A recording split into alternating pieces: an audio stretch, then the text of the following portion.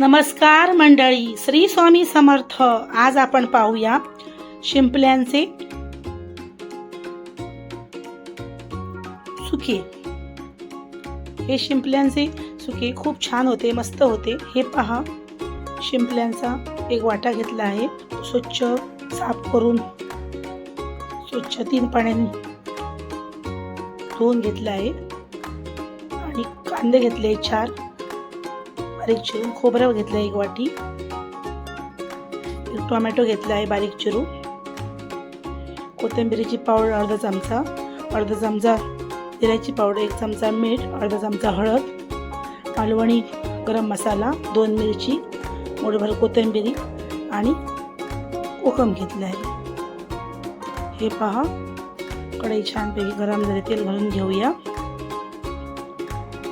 Mister माझे गावी गेले होते सावंतवाडीला, तेव्हा घेऊन आले. मी इकडे राहते इथे शिंपले भेटत नाही. ह्या शिंपल्यांना आमच्याकडे कोकणात खुबे बोलतात आणि हे पण बोलतात, मुळे पण बोलतात.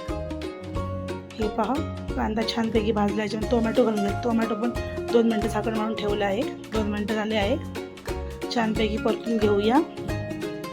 आणि ही गरम मसाले आणि मिरची घेतली होती ना, सुके मसाले, ते घालून घेऊया आणि एकजीव करून घेऊया. फासट गॅस करायचा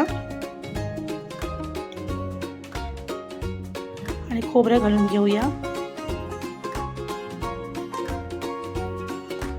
शिंपल्यांचं सुकं खूप छान होतं, मस्त होतं. माझ्या पद्धतीने करून बघा. आता शिंपले घालून घेऊया. छानपैकी ते एकजीव करून घेऊया. आरामात परतून घ्यायचे आणि ते शिंपल्यांचं पाणी होतं ना, ते टाकायचं नाही, ते ठेवायचं. आणि ते मी घालून घेतलं आहे शिंपल्यांचं पाणी. हे पहा, 20 मिनटं लागतात. 20 मिनटं झाली आहे. शिंपल्या छानपैकी शिजल्या आहेत. त्याच्यामध्ये कोकम घालून घेऊया आणि कोथिंबीर घालून घेऊया. खूप छान होतात हे शिंपल्यांचं सुकं. तुम्ही पण नक्की करून पहा.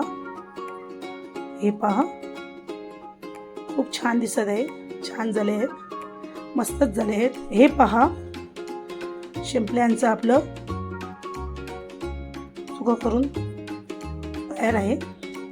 हे पहा, खूप छान दिसत आहे, टिमटिंग दिसत आहे. हे पहा, दाखवते तुम्हाला. हे पहा, खूप छान दिसत आहे. व्हिडिओ आवडला असेल तर लाईक करा, शेअर करा आणि सपोर्ट करा. चला तर पुन्हा भेटूया अशात एक छानशा रेसिपीसह. तोपर्यंत धन्यवाद.